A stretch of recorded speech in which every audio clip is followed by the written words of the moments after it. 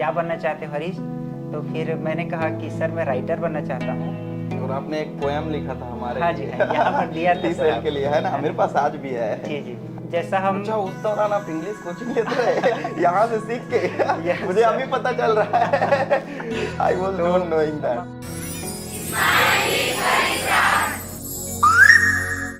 Dear all student, firstly I would like to tell to all of you, मैं बताना चाहूँगा कि ये स्टूडेंट जो आप लोगों को दिख रहा है कि लगभग सन 2017 में आते रहे हैं इंग्लिश स्पोकन सीखने के लिए।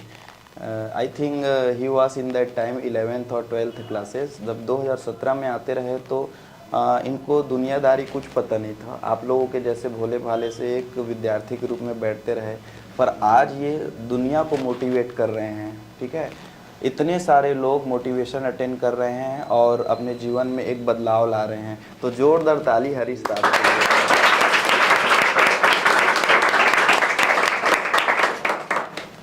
ठीक है, और ये हमारे लिए गर्व की बात है, हमारे टी सेल स्पोकन इंग्लिश के लिए, कि देश दुनिया में हमारे टी सेल की विद्यार्थी नाम कमा रहा है। So guys, once again we have to thank you sir. मेरा भी क्वेश्चन है आपसे, ठीक है? जल्दी से। देखो, मैं आपसे ये प्रश्न पूछना चाह रहा, आज के दौर में अगर YouTube में करियर बनाते हैं लोग, ठीक है, तो उनकी स्ट्रगल आई थिंक उनसे ज़्यादा होता है जो कि सरकारी नौकरी की तैयारी करते हैं। जी जी जी, आज के दौर में। और आप टैलेंटेड स्टूडेंट रहे अपने लाइफ के, मैं जानता हूँ अगर आप सरकारी नौकरी की तैयारी करते तो मेरे अनुसार 2 साल से ज़्यादा नहीं लगता आपको सरकारी नौकरी मिल जाता, क्योंकि उस टाइम आपने लगभग 90% से भी ज़्यादा स्कोर किया था हमारे यहाँ जब 12th की कोचिंग करने आते थे। यस सर, है ना? तो ये दौर आपको पेरेंट्स से कभी ऐसे सुनने को नहीं मिला क्या कि अरे ये सब बकवास है, ये सब में काहे लगे हो, मतलब तुम अपने पढ़ाई को देखो, नौकरी को देखो, या फिर पब्लिक आपको नहीं बोले क्या, या तुम्हारे फ्रेंड ऐसा डिमोटिवेट नहीं किए कि तुम्हें मतलब ये सब नहीं करना चाहिए, पढ़ाई में ध्यान, फिर भी अपने आप को मोटिवेट कैसे रख पा रहे हो? ये सबसे बड़ी बात है। देखिए सर, मेन चीज़ जो सिचुएशन हमको सिखाती है ना, वो चीज़ हमको हमेशा याद रहती है। जैसे कि स्टूडेंट लाइफ में जब हम आपके पास आते थे तो उस दौरान जो है परसेंटेज कम आया था, हमारा 70% आया था। तो उस दौरान क्या हुआ कि हम बहुत कुछ सोच करके रखे थे। जैसे कि हम लोहरसी स्कूल के स्टूडेंट्स हैं, लोहरसी शिशु मंदिर। तो वहाँ पर क्या था कि हमारा परसेंटेज आया 70%, अपनी ही गलती की वजह से है, किसी को दोष नहीं देना चाहिए। तो इस वजह से क्या हुआ कि हम बहुत कुछ सोच करके रखे थे कि वहाँ के टॉपर की लिस्ट में हमारा नाम बनेगा, साथ ही साथ अपने गांव में भी नाम बन जाएगा, साथ ही साथ बिलासपुर का साइंस कॉलेज जो कि है ना गवर्नमेंट कॉलेज है, तो वहाँ पर एडमिशन चाहते थे। लेकिन क्या हुआ कि परसेंटेज कम आने की वजह से हमको एंट्री नहीं मिला वहाँ पर। तो उसके बाद में मायूस हो गए थे। तो सर जी का मोटिवेशन हमने लिया था उस दौरान, और उसके ज़रिए हमको बहुत कुछ सीखने को मिला था। तो फिर क्या हुआ, उसके बाद में फिर दोबारा हिम्मत किए और दोबारा पढ़ाई किए। तो दोबारा पढ़ाई किए तो 90% आ गया।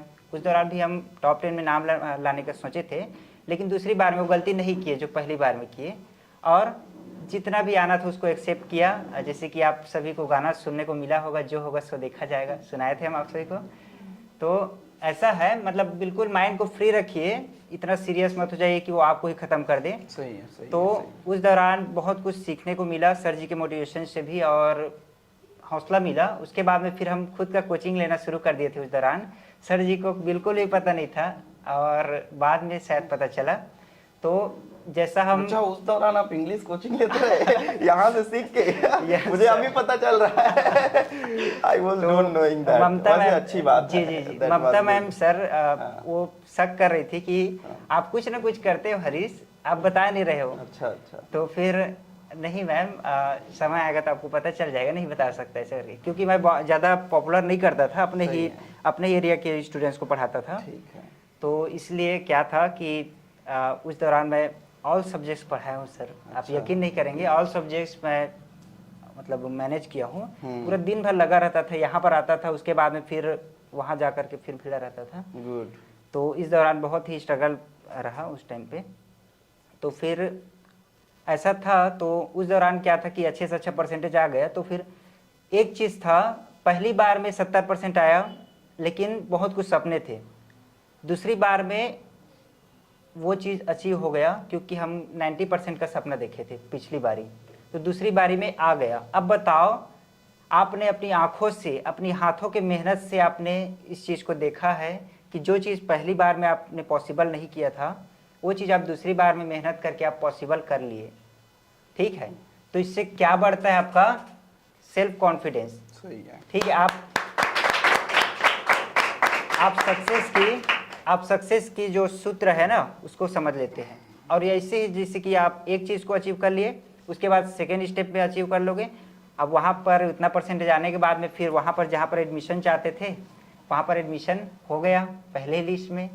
अब 90% तो चलो आओ जी, आप है ना क्राइटेरिया कंप्लीट कर लिए, आपकी ज़रूरत है।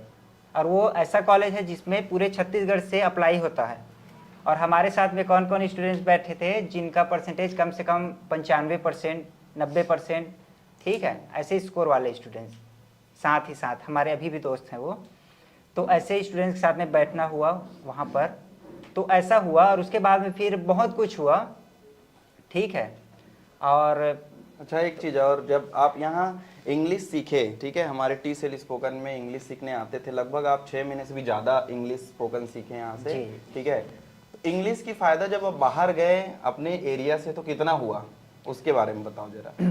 मेन चीज़ सर, जैसे कि कहीं पर हम अटक रहे हैं, जैसे कि एक खास बुक है जिसके बारे में नहीं बताया था आप सभी को।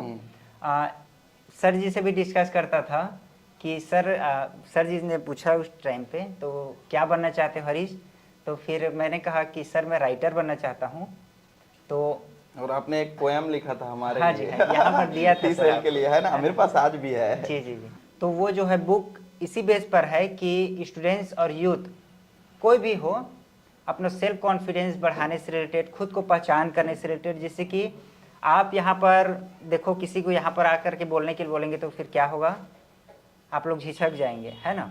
लेकिन उसी को आपको बोल दिया जाए कि यहाँ पर आ जाएगा, वो आगे बहुत आगे तक जाएगा, ठीक है। तो उस चीज़ का वैल्यू को आप तभी समझ पाओगे जब आप खुद को पहचानते रहो, ठीक है। आप पहचानते रहोगे कि आपको उसका क्या बेनिफिट होने वाला है। जैसे कि अभी भी बताया मैं कि यहाँ पर आओगे तो आप 1% आगे बढ़ जाओगे सबसे, ठीक है। यहाँ पर देखिए जितने भी यहाँ पर उपस्थित हैं, ठीक है, इसमें भी कौन मेन यहाँ पर जो रोल के रूप में है, बताइए कौन है? एक तो हमारे सर जी हैं, हम इंटरव्यू ले रहे हैं वो हैं, आप सभी भी हो। तो फर्स्ट में कौन है? हमारे सर जी हैं, ठीक है, जिनको भी मानो, ठीक है। तो फिर ये क्या हो रहा है कि आपकी स्टेज बन रही है। जैसे कि हम कहीं भी स्टूडेंट्स के सामने जाते हैं, उसके बाद में क्या होता है, वहाँ पर हम स्पीच देते हैं, तो स्पीच के जरिए सब के सब हमको जानते हैं। वहाँ पर जा कर के हम बैठ जाएंगे तो कोई पहचानेंगे क्या हमको? हाँ, तो बहुत कुछ बेनिफिट्स होता है जब आप सामने आते हो, तो सेल्फ कॉन्फिडेंस बढ़ता है। तो इसी खास टॉपिक पर हमारा बुक तैयार हुआ है, you are in your self. जब आपको सही चीज़ों की नॉलेज हो जाती है तो आप कहीं पर अटकते नहीं हैं। जैसे कि कोई आ करके कोई डिफरेंट कंट्री से, या फिर अपने डिफरेंट डिस्ट्रिक्ट से, या फिर अलग जगह से, जैसे अलग स्टेट से आकर के आपसे कोई कुछ बोलेंगे, तो जो भाषा आपको नहीं पता है उनसे आप कॉन्फिडेंस के साथ में बात नहीं कर पाएंगे। तो इसी तरीके से बहुत ही हेल्पफुल साबित हुआ जब कॉलेज स्टैंडर्ड में गए, और साथ ही साथ अभी जो बुक लिखे हैं उसमें भी बहुत ज़्यादा हेल्पफुल साबित हुआ। तो हर एस्पेक्ट में काम आया सर, आपके द्वारा पढ़ाया गया एक एक चीज़। थैंक यू वेरी मच इसके लिए।